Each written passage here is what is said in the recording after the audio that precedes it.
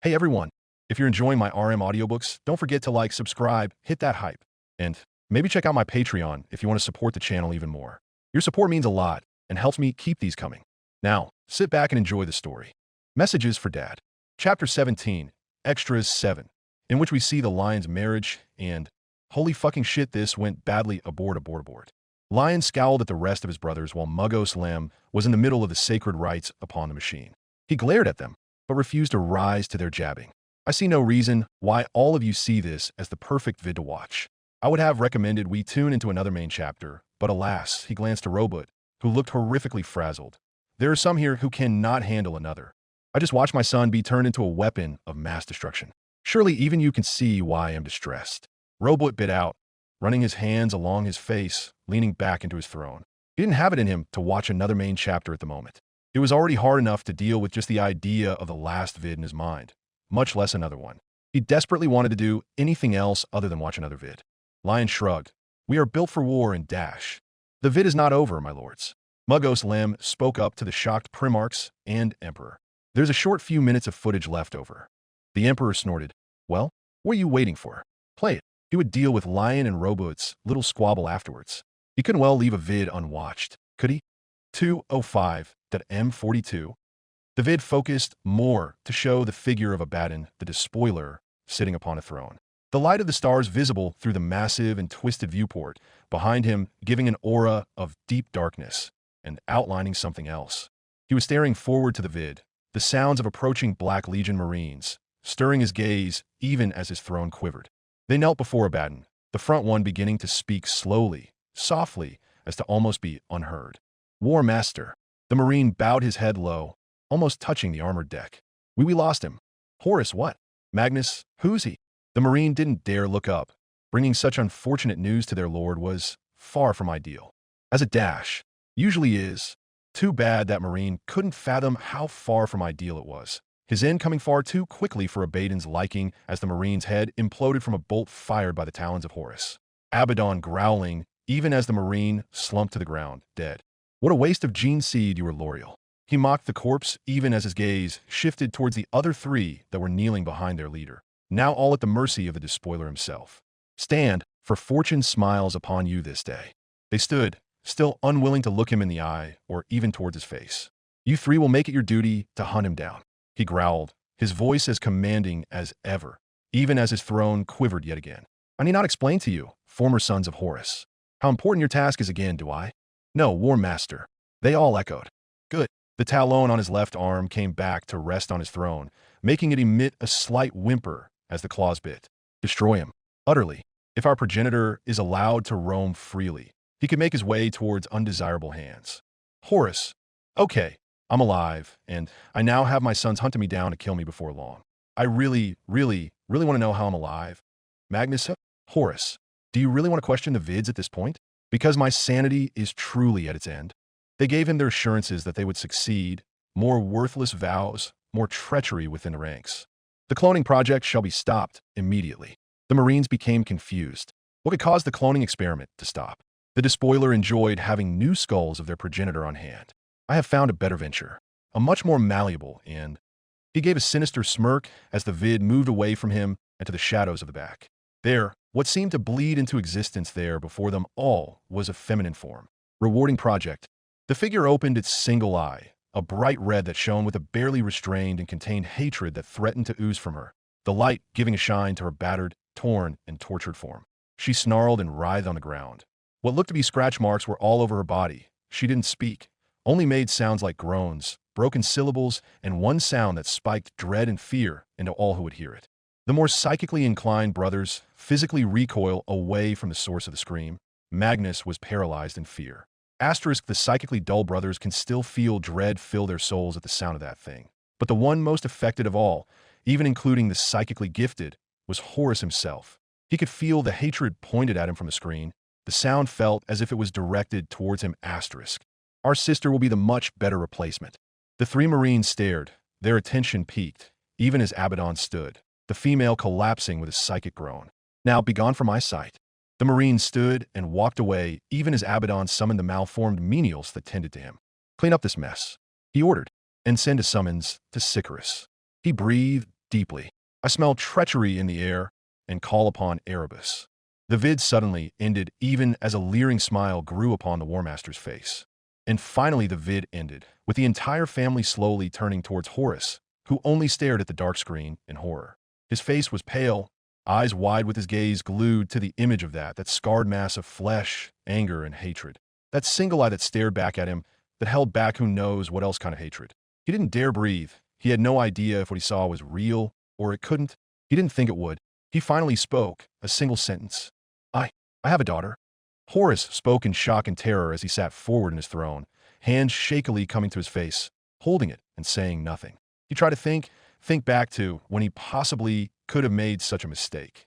There were a lot of times that could have. Where was she? Who was her mother? When was she born? Was she born now? Was she going to be born soon? Did he already make that mistake? No, was she a mistake?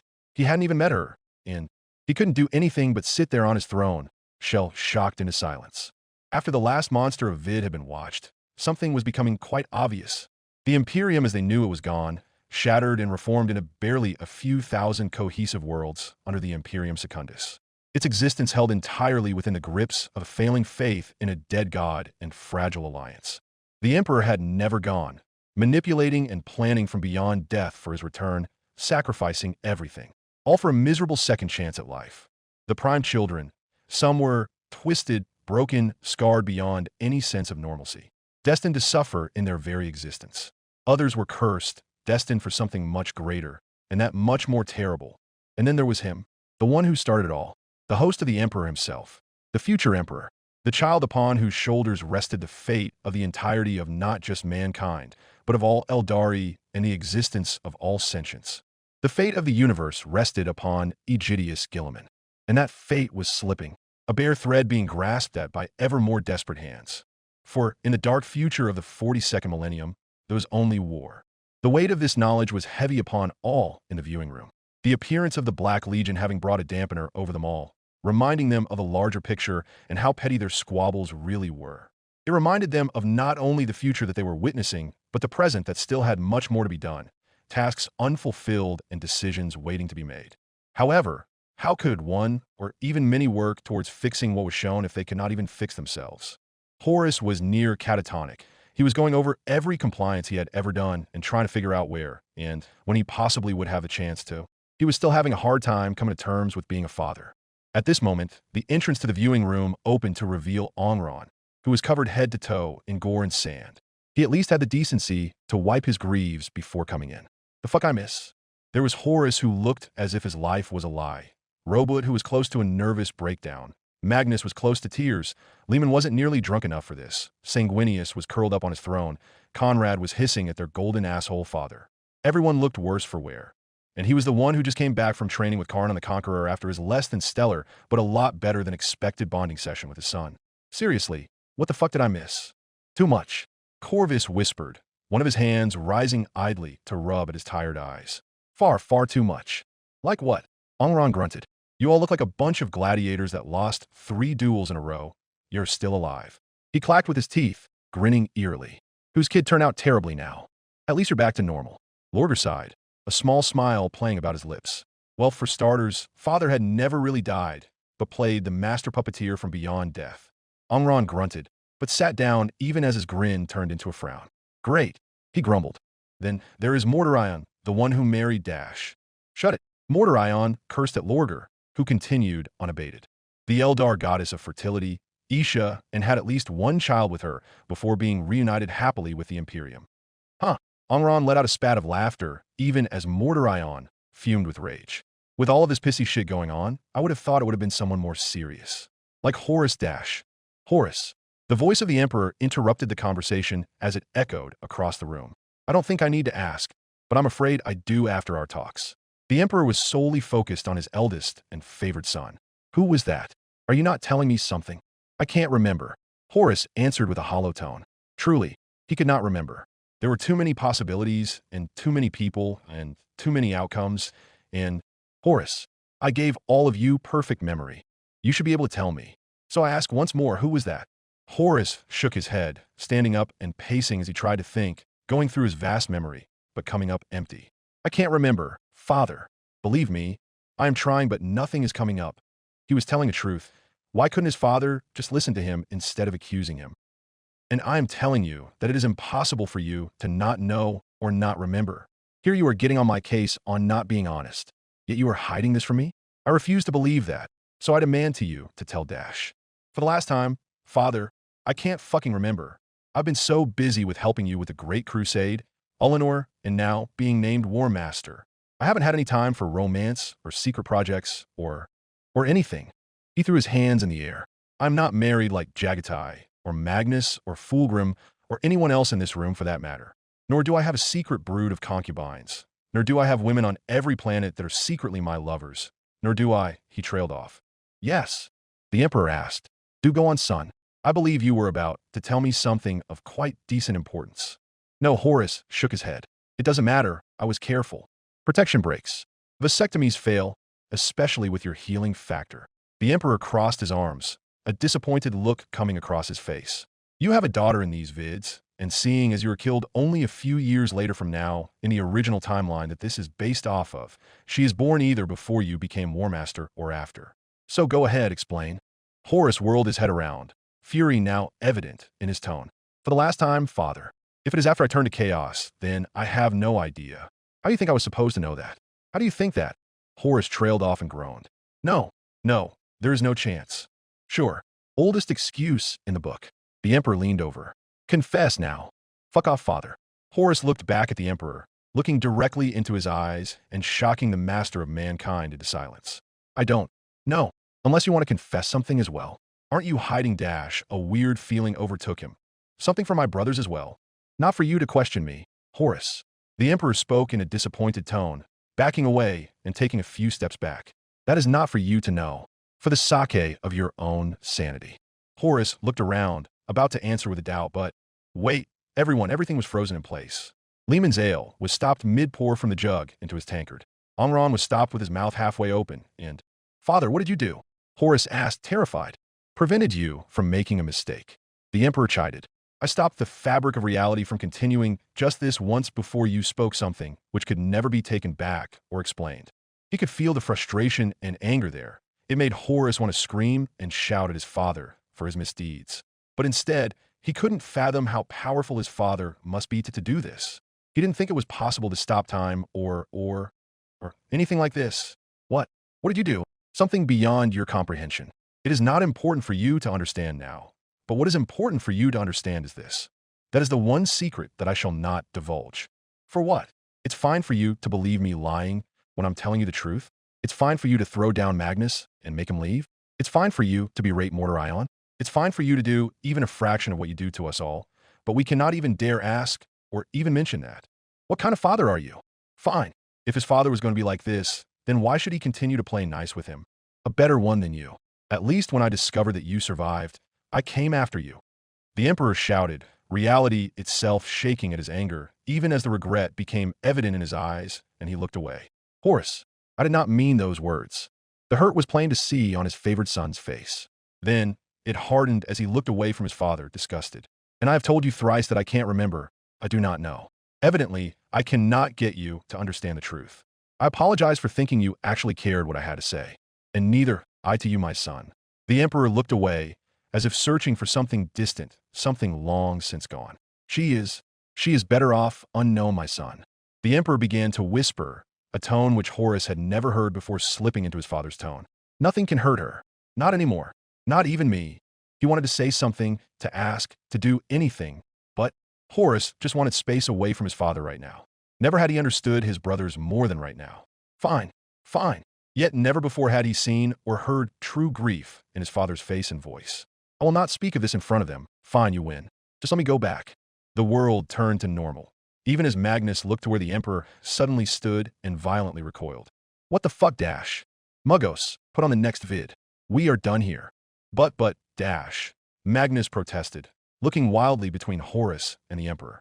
But you were there then, Dash. Don't, Magnus. Horus interrupted. It's just easier this way. I don't care. Who are we watching? Angron broke the mood, even as Lehman slammed another tankard of ale down his throat. The cat. Lehman grinned. Apparently he fucked up. How badly? Angron asked, grinning at the idea of someone else getting it. Lorger sighed. Hopefully not that badly, because father looks like he's ready to blow his fuse. He hoped this vid didn't make the entire family go crazy. Please don't let the entire family go crazy again. 991.m30 Caliban, Algerac. Angrana very badly. Fun. Lorder. Oh no. The vid began to show an expansive view of the Dark Angel's Fortress Monastery, Algerac, as two Dark Angel Space Marines escorted what looked to be a human woman into the massive fortress. She wore a traditional Calabanian dress, her long golden blonde hair down with large curls, dark brown eyes shining with fright and curiosity as she followed the Marines. The footage followed the woman. The group of three stopped at the doors of what looks to be, "You shall enter into the Primarch's bedchambers for implantation." One spoke curtly, the woman blinking many times before even responding. I don't dash. The second Marine cut. "You have been chosen by the best matchmakers and apothecaries on Caliban and beyond for this task. You have been shown and proven to be a highly compatible partner for our Primarch, so that you may carry his son. Rejoice, for you shall give him an heir." A few brothers stared at Lion, wondering how the hell they think this is in any way reassuring for the woman. Lehman, "Us wolves at least ask." Magnus, "Even if I was gifted them, I never did anything to my wives that they didn't ask for." Fulgrim, "Arranged marriages are a thing, yes, but I didn't hear anything about marriage there. Did you call this woman there, so that she may just carry your child, and then be gone?" Lion, "Yes." Lorder, blinks, "Marriage is a sacred event, even without religion. Marriage comes first, then children." "Are you mad?" Angron, beginning to grip his throne, his mind focusing on the woman, then at Lion, not realizing before that they would go back before the Lion's heir would have even been born. Sanguinius, "Lion, what were you thinking? That poor woman is terrified, and your sons are doing nothing to help." Horus, "I wow. Just wow." Vulcan, "I am ashamed of you, Lion." Lion, "Frankly, I don't really care about what any of you think of me. You all have chosen to watch this yourselves." Imps, staring at the screen with a blank expression. She went silent, her hands shaking slightly as she gripped them in a tight single hold. She noticed that the nearest exit was too far away. The Marines could easily catch her if she decided to make a break for it. To think she would be chosen for such a reason. It was too much for her to really comprehend at the moment. What type of matchmaker would just take her from her home and have two Marines escort her to the bedchambers of a Primarch and tell her she will carry his son? Madness. That is all what this was. Pure madness and stupidity. Did she even have a choice? Rogel, "No." Imps, "Yes, everyone should have a choice. We're not the damn Dark Eldar, you know." Lion shrugs, "Perhaps dash." Imps, "No, not perhaps. I'm already at my wit's end, and you have officially lost your right to say anything about this subject, Lion. I don't even want to hear you say anything unless I directly ask you to understand." Lion, "Yes, father." Asterisk, many brothers would have agreed, but most were just still flabbergasted that this is even happening, has happened actually, and that up to a point is where it was heading. So far, many are not amused at the situation. Asterisk. Her parents have been meaning to marry her off to some noble, no doubt to gain more notoriety in their social circles. Ever since her elder brother's death, it was down to her to carry the family on her shoulders. But when her parents had been approached and told that she had been chosen, by the Primarch no less, her parents practically gushed from the excitement. Her mother had gone on for hours, telling her how honored she must be to be chosen by the Primarch, to be chosen to marry and carry his children. Her father had been making plans already, telling her that as her duty as the only child of their family, she must carry herself with as much dignity as possible. He saw her uncertainty, slapped some sense into her, and told her that this is for the best. That this was the absolute best she could ever hope to do and achieve, that she would bring such honor and nobility to their line for ages to come. But did anyone ask her what she wanted? Rogel, "Yes." Perturabo, "Who?" Rogel, "Herself." Perturabo, "Bitch smacks." She didn't know who the Primarch was. She only knew he was the hero who had slain all of the beasts of the forests. He was the Primarch of the Dark Angels. He was the de facto leader of Caliban, one of the sons of the Emperor of Mankind of the Imperium of Man. But who was he? For all she knew, he could be some sociopathic monster who used people as tools and had little to no empathy for those not on his level. The family look at Lion, including the Emperor, who can't help but notice how correct the statement was. Guilliman, cough, asshole. Cough. She had only been told of this arrangement 2 days prior.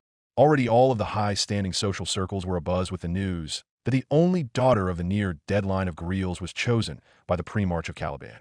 All of the people she knew and grew up with who scorned her for being the only daughter of a long line, fated to marry and lose her name and lose everything her family had made. All of the scathing remarks from her peers who used to tease her.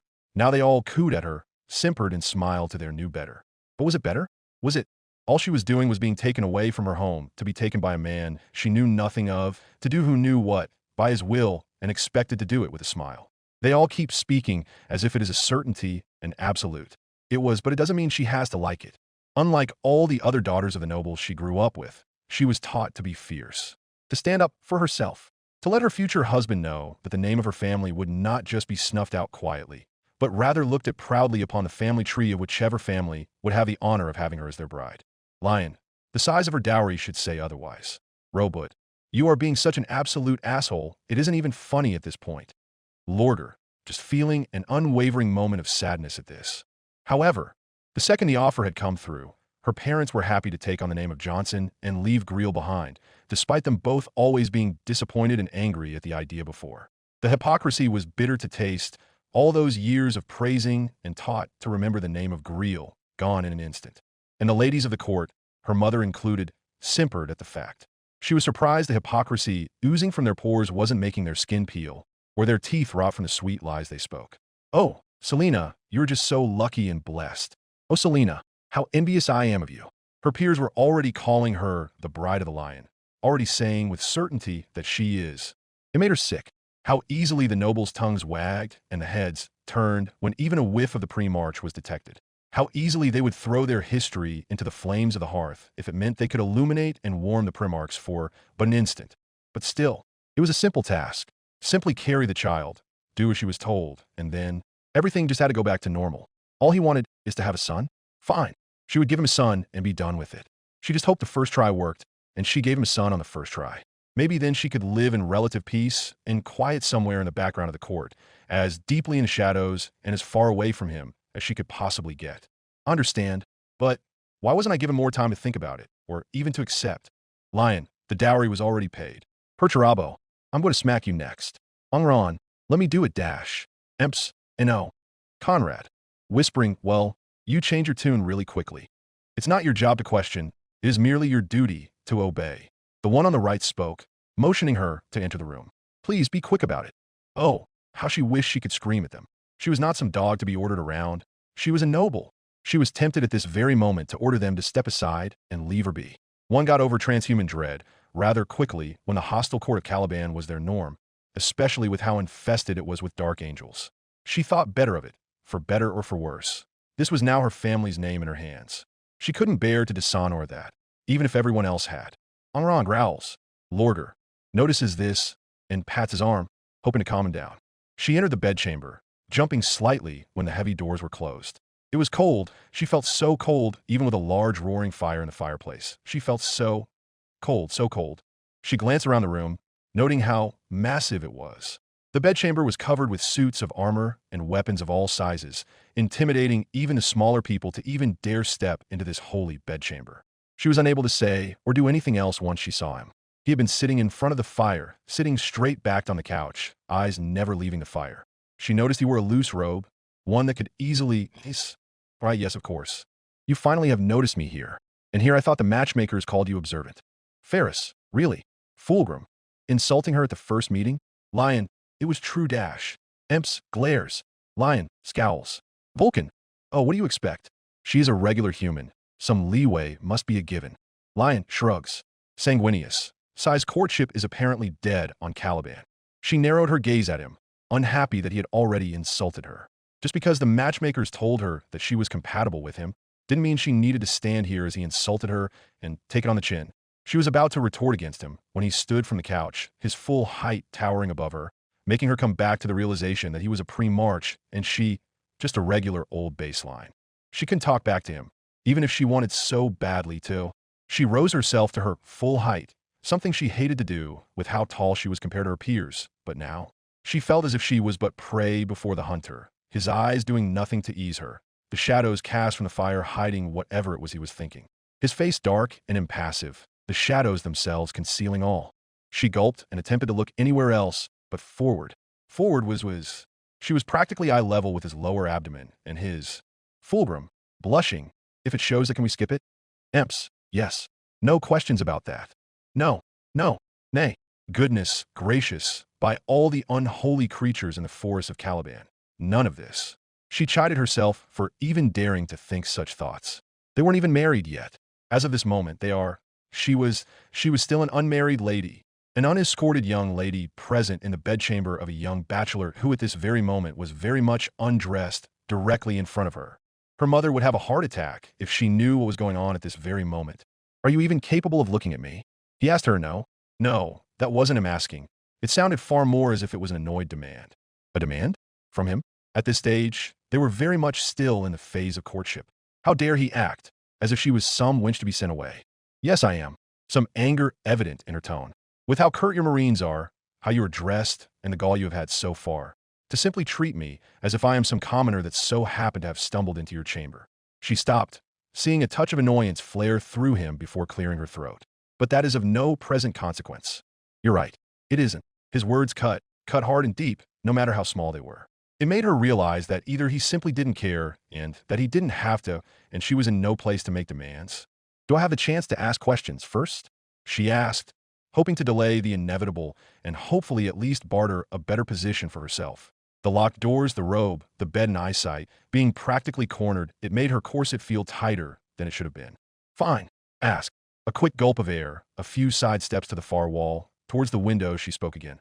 All that the escorts told me was she glanced at the window to see if it could be opened. How far was the drop? A pointless riddle being solved in her mind in an absurd attempt to calm herself. That I had been chosen by matchmakers to carry your son. What else am I being asked of? My station and my new title. What would be expected of me? What might I gain from agreeing to this? She managed to blurt it out before she could stop herself, the nerves in her spiking heavily as the anxiety rose to match them. If her own parents were not going to fight for the family name, that left only her, and she would be damned before she would allow them to be used and discarded. He watched her, never once turning his back to her. He saw how she attempted to walk around the room as she spoke to find possible escape routes, and perhaps even turn the situation in her favor. Yes, they did say she was resourceful, cunning at times. What else would she do if he let her continue? Yes, I am in need of son. Cloning is risky and tends to fail spectacularly. That growth is out of reach, and the knowledge is out of my grasp as well. He threw the breadcrumbs onto the floor, setting the trap. Now all she needed to do was follow them. She didn't stop walking to show her surprise, instead continuing to explore the room, keeping herself calm and her eyes on the prize. That it appears marriage is the only way for you to gain what you seek. She kept up the charade of a cunning lady, one ruthless enough not to care about the price, just as long as she got to the goal. Am I to expect that I will be at your beck and call until so? Her hand brushed along one of the weapons on the wall as she approached, trying to feel how heavy it was if it could be used, doing so only to bide for precious time. You stand to gain everything you seek from this venture, if I were to agree, of course.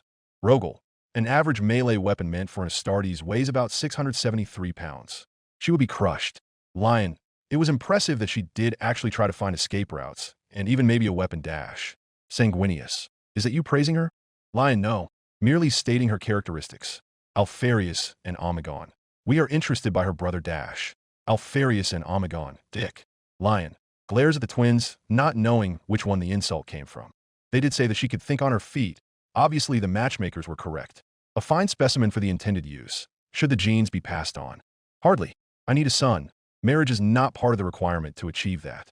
You will be summoned to my chambers at opportune times so that the process will go along smoothly. I do not see why marriage is required if that is all I require from you. He spoke bluntly, going for the shock factor and intentionally not even making an offer for what she stood to gain. A test to see just how much she was willing to stand. She had proven to already be more ambitious and cunning than most baselines he had met. Lorger. Not required? Guilliman, brother. You need to honor the lady which would carry your son. Without marriage he or she would be seen as a bastard, which is a title that may cause issues for them later on in life, perhaps even cause trouble for you. Shock and anger registered to her first. Then she cooled down, turning it to encouragement that she could still achieve some type of advantage. Marriage is required, my lord. Any child that we happen to have from such an arrangement would be seen as a bastard, something we should both want to avoid. As we both know, politics plays a heavy hand in our lives. A bastard would surely drag our family names through the dirt. And with your much higher standing, I would wager that it would impact you much harder than it would me. I do not believe so. Marriage in the feudal games of politics is not something I am interested in, only the son. As if throwing her own hand of cards out of the window, shattering her argument, stalking closer to her, hoping to end their little game. It had been fun while it lasted, but enough was enough. The results would speak for themselves. No one noticed that while this was going on, Angren's throne, and Angron himself had been bolted down to the ground because he was shaking so hard he matched the resonant frequency of the Bucephalus and began to shake the entire ship. Lorgar, no, no, no, no, no, don't try it. Trying to calm him down, glancing at Lion. She backed up, following along the wall, noting he could have moved faster and reached her in but the blink of an eye if he so wished. He was purposefully taking his time. He was toying with her. The very idea made her temper flare. How dare he not take her seriously? If this isn't a marriage, then I would be free to leave at any time. I am not bound to you, nor am I meant to be bent to your will. And neither do I share your name, nor any official position. Thus, nothing keeps me at court, nor your beck and call, she stated, eventually completing her circle and positioning her back at the doors, leaving him standing in the middle of the room, near the bed. He stared at her in turn, a predatory look upon his face with something else in those eyes of his. But it was fine. She could simply turn and leave. Leave and never look back. He did not intend to marry her thus. Conrad increases the flow of calming drugs in his armor systems as he is racked by a vision of what's to come. Is that wise? He answered her, locking his eyes with hers and looking deep, daring her to open the door and leave. There was something else there, as if he was challenging her. Challenging to do what? Think about it, O Lady of House Griel. What kind of position are you in? An unescorted young woman in the bedchambers of a bachelor who has been in a state of undress the entire time? There are witnesses of you entering here of your own free will, and, as we both know, he paused for effect, making her shiver in anger. I have a much higher standing than you will ever have. My word against yours. And who will they believe? He trapped her at the first move. Before their meeting had even begun, before their negotiations, before all of this, he already had the trap ready and waiting. And she had walked right through and didn't even realize that it had sprung until now. Her composure was falling. She was angry, livid even. He knew that as soon as she stepped into this room, she would have lost any and all leverage she could have built. He played the political game so well that even her making time for herself would appear to his advantage, as it would seem to all others, as if they had time to do the deed. But she could still leave. No, she couldn't. Her family would accuse her of walking out on the best offer she would ever receive in her life. Her parents would hold that over her head for so long. No other man would ever reach the prestige the Pre-March holds. So even if she were to get married to another, she would never be free from the disappointment of her choice. Her future possible children would be seen as failures. She would be seen as the embarrassment of House Griel, little more than a pig wallowing in self-pity as her family name would wither and be ground into the dirt. Sanguinius, please dear no, Lion does not deserve you. Fulgrim, she is a beauty. I am sure she would have no problems ensnaring other beautiful men. Robut, it goes beyond beauty, it's politics. If she weren't to agree, it would dash. Lion, too late. Angron glares at him again. That was the challenge. If she turned around and left, she would destroy her life from then on. Also, she wouldn't be in this deal. He was challenging her to make a difficult decision that benefited him and only him. But did it only benefit him? She would be the bride, no. No, she would just be his mistress. That would be even worse than walking out. Only good enough to serve him physically, not enough to marry. By the Emperor, the whole ordeal was sickening. He wanted her to challenge him. Turn away, be shamed. Give in, be shamed. It was a lose-lose situation. Surely I must get something out of this situation. She answered, standing her ground to him. Terrified to stand up, years and years of tutoring telling her to be submissive and to simply, no. She needed to say something, not accept such a horrible choice. Negotiate, and when the cards aren't in your favor, flip the table. He didn't smile, nor smirk, or show any emotion openly whatsoever. But she did see just the smallest upturn of a corner of his. Was he amused with her? She restrained herself and did not rise to the bait. What would you want? He finally queried. My standing is in jeopardy, which you seem all too aware of. Without a marriage, I will be seen as a woman who is used and discarded. It will not only affect me, but it will affect your child as well. He would be considered a bastard not just among us humans, but also within your ranks. You do not want that, do you? She bartered, daring to look into his eyes, even though she felt as if she would burst into flames at any second. Guilliman there, see, Lion, grunts and shrugs his shoulders. Fair. Marriage in name, no ceremony, no fanfare. What else? Peace and quiet once this is over. She nearly blurted out, knowing that that was all she was going to get. Ceremony be damned. The name would help enough. It would have to. He nodded, coming closer to her, looming over her. He knew they said she was smart. This was good. Perhaps this task wouldn't be so bothersome after all. Agreed. Now disrobe. Negotiations were over. Nothing left to discuss, nor for her to do. She sighed, knowing her fate was sealed and they might as well get on with it. since she was compromised already, she thought as she began to slip her dress lower. Imps, skip muggos. The vid cut off, showing her lying in a new bed, curled up alone in a new room alone. Yes, of course. Of course I wouldn't be sharing a room or bed with him. It only makes sense, she said to herself, hugging one of the plush pillows to herself as she breathed in the clean scent. But she felt far from clean herself. Lion just barely twitches. Imps, why? Why did you think this was the right thing to do? Lorger, this makes me feel all kinds of dirty. Angron, glaring at Lion. Robot, hold for a moment. You're not even going to have her in the same room as you? Why? Lion, that wasn't in the agreement. Marriage in name only. Nothing about us having to share a bed nor a room. Can't stand the thought, to be honest. Everyone, full on judgmental glares. Lion, ignores them all. Marriage only in name. What type of consequences would come of this? What type of power did she lack in this relationship? What amount of power did she even have? Was she going to be just like her mother? Only good for looking pretty and sewing circles to pass time? Only asked to share a room with her husband for. She shuddered, wondering if it was supposed to be awkward and strange. Was it supposed to be uncomfortable? Was it supposed to be something to wait out? It couldn't, could it? But it did not matter. In the end of it all, she was just a woman in their society, less in a room than a farmhand. She was chosen to be married to him, even if just in name. Once you were chosen and had acquired the approval of the parents, there was nothing she could do. It was simply how their society worked for thousands of years. All she could do was make the best of it, wait it out, and be done with it all in time. The vid skipped again. It had been a few weeks since she had unofficially moved into Alduric. Her clothes, things, and such had been delivered without much fanfare, nor even a dismissal from her parents. Almost as if she could so easily be picked up from her home and deposited elsewhere with little regard. She hated it. Her own parents weren't allowed to visit her. No friends, not even allowed to leave the massive floor her chambers happened to be on.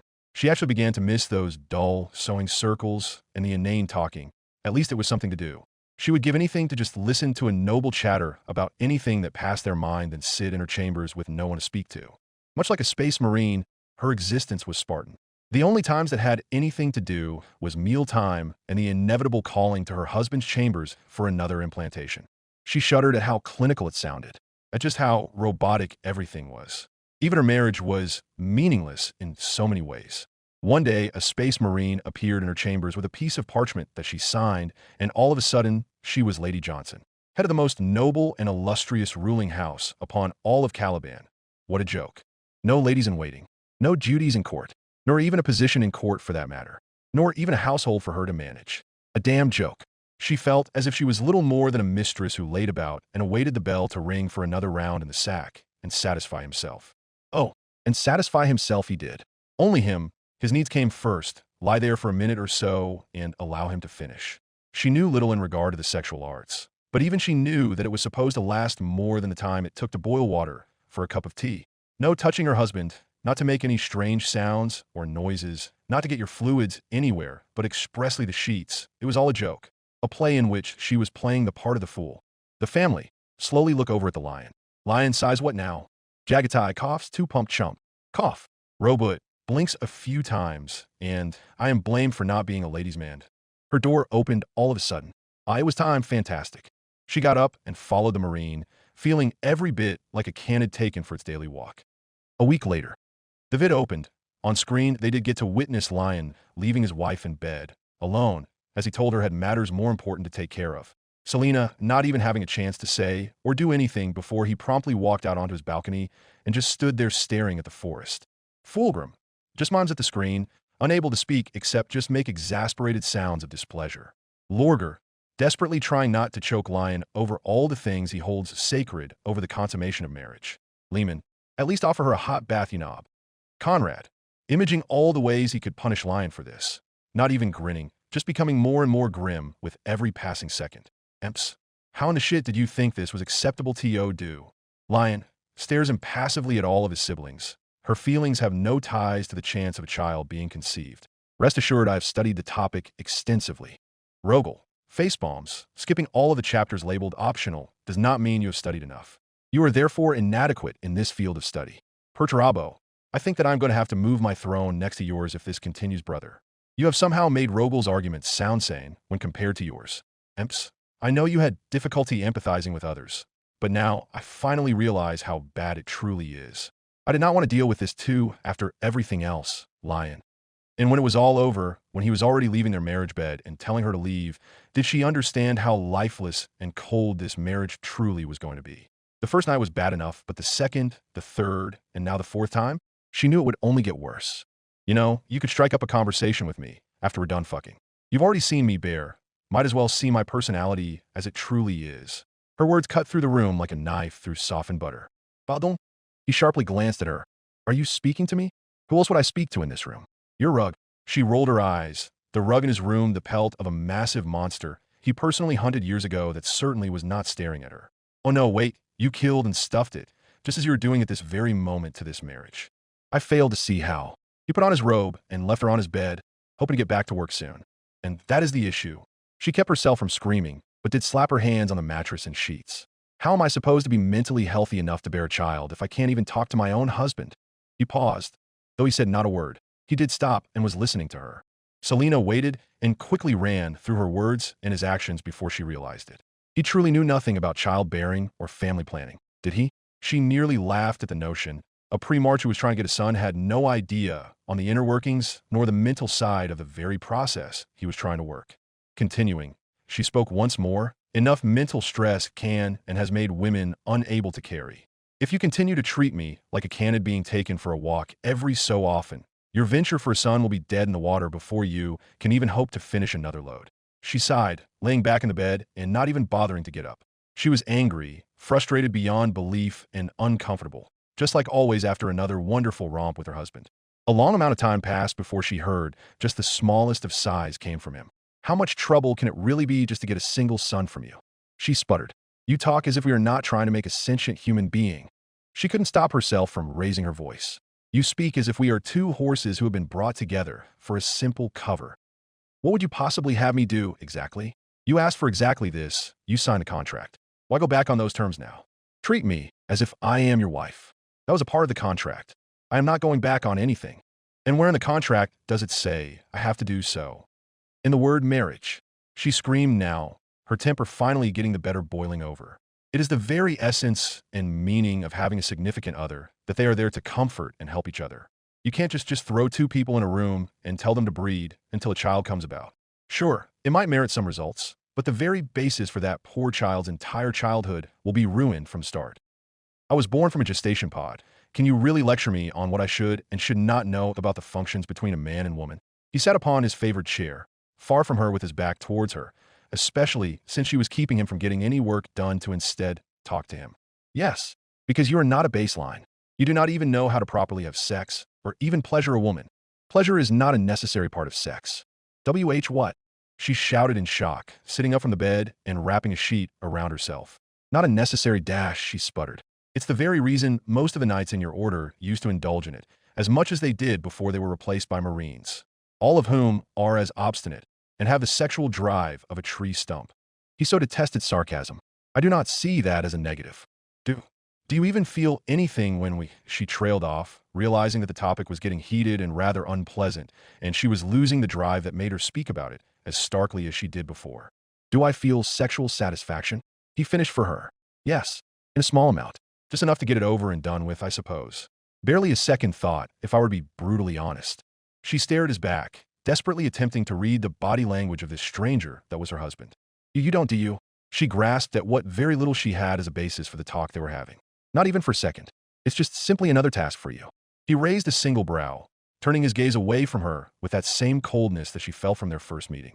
Is it not just another task?